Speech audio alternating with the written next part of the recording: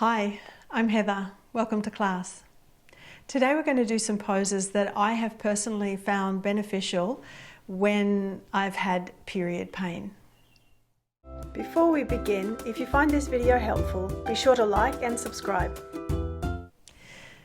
There are a number of poses that we can do supine, lying on the floor, which can be more relaxing.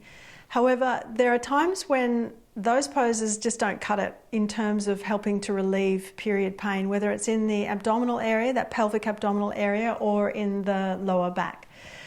I've found that at times it's helpful to do some active standing poses that broaden the pelvic abdominal area, bring action to the legs, tone to the muscles in the pelvic abdominal region.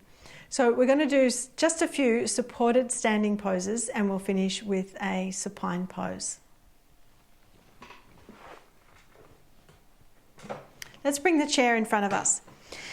So we're going to use the chair as support, the hands holding the chair as support. Oftentimes in the first couple of days of our menstrual cycle, our energy levels aren't particularly great, and so it is good to have some support, and we lean into the chair. We don't necessarily have to bring the arms into action in some of these standing poses. So with hands on the chair, let's set ourselves for Tadasana, but we have the feet apart. So when we're menstruating, rather than bringing the legs together, we can have the feet apart, hip width, so that we're creating more space in the pelvic abdominal region. Bring action to the legs, press your thighs back and press your buttocks forward. As the buttocks press forward, then bring a tone to the pelvic abdominal region. Draw pubis to navel up. Lift the front pelvic bones up. Feel even then the pelvic floor will lift. We've still got our hands on the chair and feeling that gentle tone and lift to the lower abdomen. Then maintain that tone and lift as we step the legs wide. So you lean your hands into the chair. Take the legs wide and take the length of one of your legs at least between your feet. Try not to have too short a stance because that won't contribute as much to the broadening of the pelvic abdominal area, which is specifically what we're after today. So give yourself a good length. You see I'm using the majority of my yoga mat's length here. I'm going to mirror you. Let's turn the feet to the right side. So you'll be turning your right foot and thigh out, preparing for Trikonasana. Keep the legs firm. Go on zipping the navel up. Stretch the right arm out. Inhale. Exhale. Lean over the right leg, hand to shin. And we keep the tone in the thighs. So go on gripping the kneecaps, quadriceps firm, and press your hips forward towards the chair so that it helps you bring tone to the pelvic abdominal area. Pubis to navel lifting. Then see if you can revolve the navel up towards the ceiling. And you're pressing your top hand into the chair for support, but also to help you peel the left chest up towards the ceiling. Go on pushing the back heel, left heel into the mat. Smooth, steady breathing. Then we use the pressure in the back heel as well as the pressure in the left hand to help us stand up. Inhale. And we'll turn. Feet to the left side. Turn the left foot, left thigh out. And try not to stick the buttocks back. Can you press particularly this left buttock forward towards the chair? Take the left arm out. Inhale. Exhale.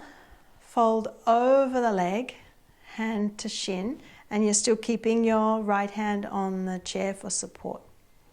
But more than support, you're using the pressure of the hand. Push down into the chair to revolve the right chest up.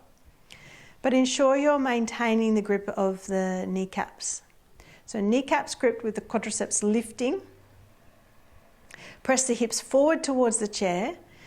Tailbone forward. Pubis to navel up.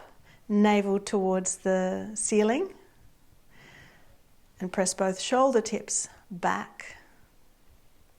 Go on plugging the right heel into the floor solidly. And we use that plug, that pressure through the right heel, the pressure through the right hand to stand up. Inhale. Then turn your feet and we'll step the legs in. We bring the feet to hip width. So again, we've got this broadness across the pelvic abdominal area, not just in the front but also through the sacral area. And you can keep your hands on the seat of the chair for support, or you can stretch your fingertips down towards the floor, and we're steady in Tadasana.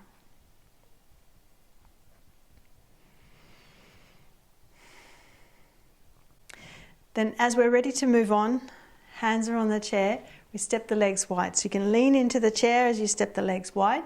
Typically we recommend that you don't do jumping in and out of the standing poses when you're on those first few days of your menstrual cycle. Let's turn the feet. Right side. Right thigh turning out as the foot turns out. We'll keep the hands on the chair and we'll do Virabhadrasana II, Warrior Pose 2. Inhale. Exhale as you bend the knee. So we bend the knee and we keep the knee traveling the same direction as the foot. Now, often in Iyengar yoga, we say, can you bring your thigh down parallel to the floor? Can you descend the sitting bone, have the knee vertically top the ankle? But because we're on the first few days of the menstrual cycle, perhaps you don't bend so deeply. I'll leave that up to you. But do keep the knee pressing back. The knee is still vertically top the ankle, and so remember, if your stance is short and you're bending the knee considerably, you're going to be putting a lot of strain on the knee and the thigh will burn very quickly. So give yourself that wide stance, knee vertically top the ankle, then press your hips forward to the chair and see, can you zip the navel up, lift the front pelvic bones up to bring some tone to the pelvic abdominal area. Then feel as if both knees are pressing away from each other. So it creates that broadening across our pelvic abdominal area.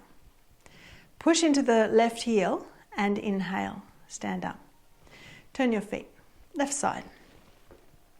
So we turn left thigh, left foot out.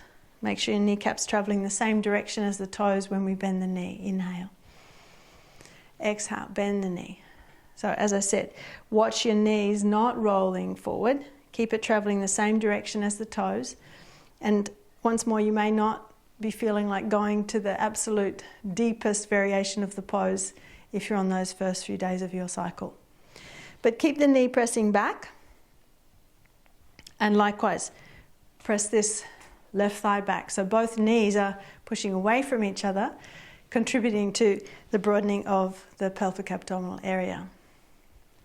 Buttocks forward. Zip the navel up. Pubis to navel lifts. And you're using your chair for support. Then as you push solidly into the back heel, stand up, inhale, turn your feet, and then we'll step back in. Let's place the feet hip width apart, and whether you choose to keep your hands on the chair or you stretch down to the fingertips. We're in Tadasana, taking a few steady breaths.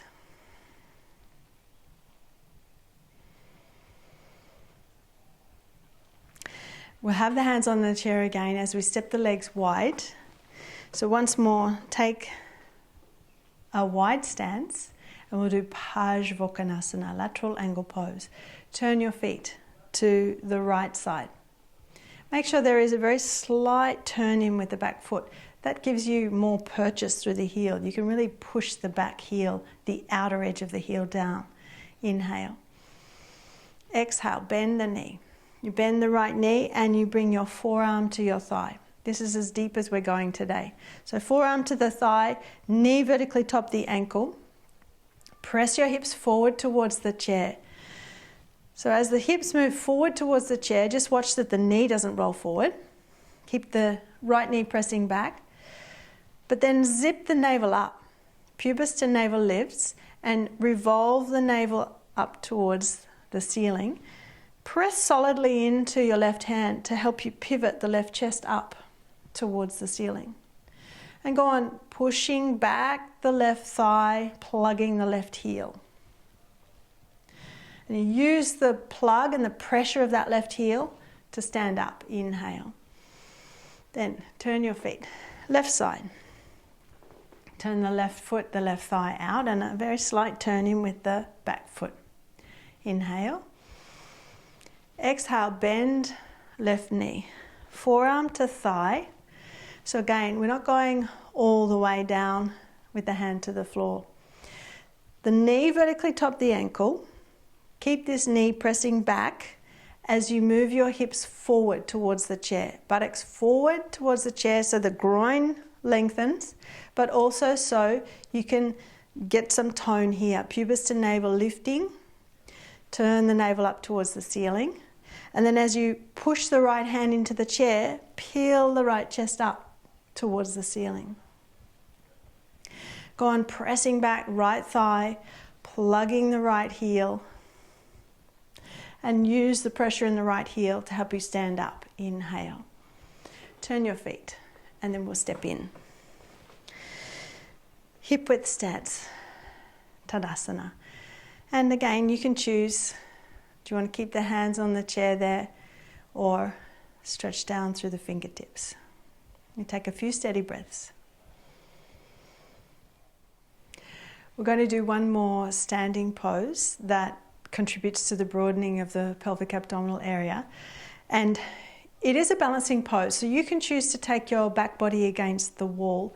We're also going to use the chair. So if you place the chair on the right side of the mat, we're going to do Ardha Chandrasana, the half moon pose. Turn the right foot to face the chair.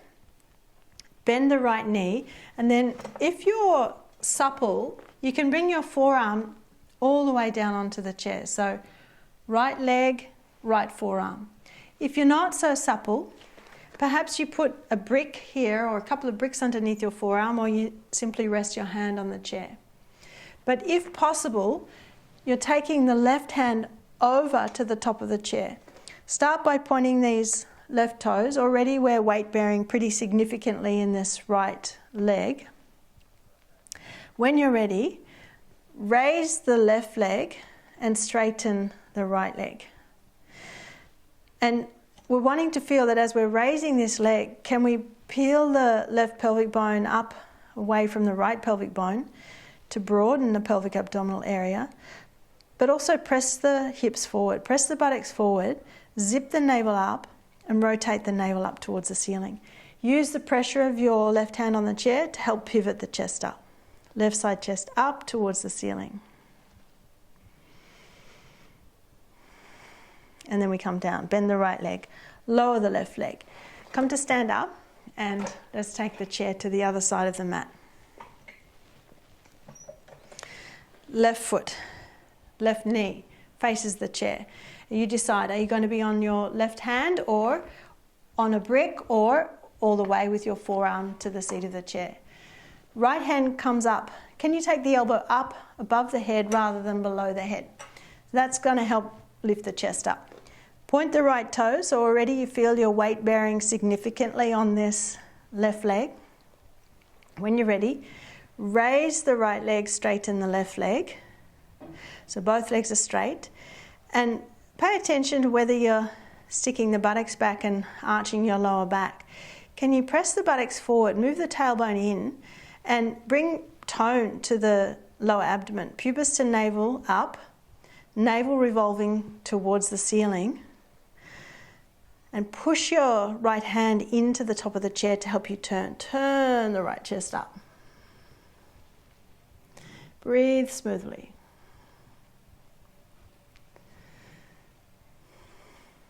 And then bend the left leg, lower the right leg, and come to stand up. Now, that's it for our standing poses. We're going to finish up by doing Supta Baddha Konasana. So let's move the chair out of the way and bring a bolster or perhaps some folded blankets in and a belt. You'll note that I've got a blanket on one end of the bolster. That's to support the head and the neck. I've also got a couple of bricks to support the outer thighs and the hips. So we sit on the floor in front of the bolster, And we use our belt, make a big loop in the belt, and then put it around the waist. That will come over the feet. So it comes between the legs, over and then under the outer edges of the feet. And then as you pull the belt tight, the intention is to keep the feet in quite close to us. So we're pulling the feet in and then pulling the belt tight, but making sure the belt doesn't come up high into the waist, because that's going to contribute to the lower back arching too much. Bring it down around the sacrum. Feet in close, and we'll adjust the bricks when we lay down. So you lean into the hands. You can draw your tailbone towards the heels, so you're contributing to lengthening the lower back somewhat. And then we bring the bricks in underneath the outer thighs and shins to offer support to the hips. And then when we lay back, we want the head supported, head and neck supported. And then we allow the weight of the legs to rest onto the bricks if you have the bricks there. Let go of the inner thighs. Sometimes the inner thighs will grip in resistance to the stretch of the hips. We want to allow them to rest. That's why it can be helpful to have the bricks there. Let the legs rest onto the bricks. Buttocks relax, and now the pelvic floor relax. So as the legs, buttocks, abdomen, lower back start to settle and relax, then the pelvic floor can relax, and we are creating the broadening across the pelvic abdominal area, but now with no muscular effort. We let go.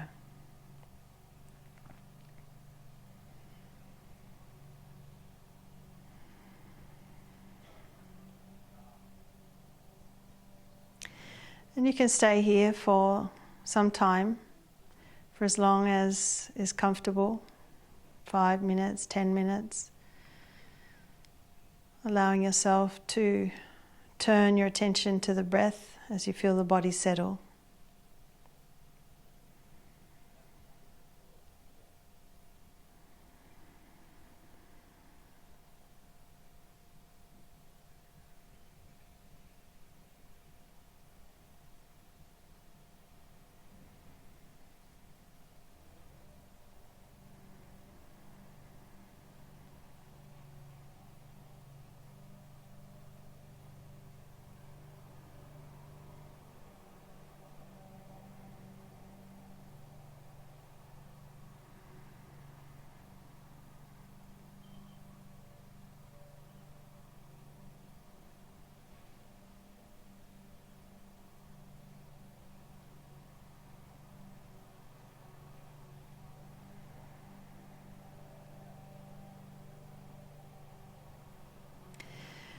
When you're ready, you use your arms to help you sit up. So rather than engaging the abdominals to help you sit up, press your hands into the floor next to your hips. Use your arm strength to bring yourself up. I have a full-length class specifically for period pain in my video library on my website. So you're welcome to go across there, heatherkitchenyoga.com.au, and check that out. You can start with a 7-day free trial. I'll put the link in the description box below. That's it for today. Thanks for joining me. For more in-depth teaching, check out the video library on my website, heatherkitchenyoga.com.au. The link is in the description box below.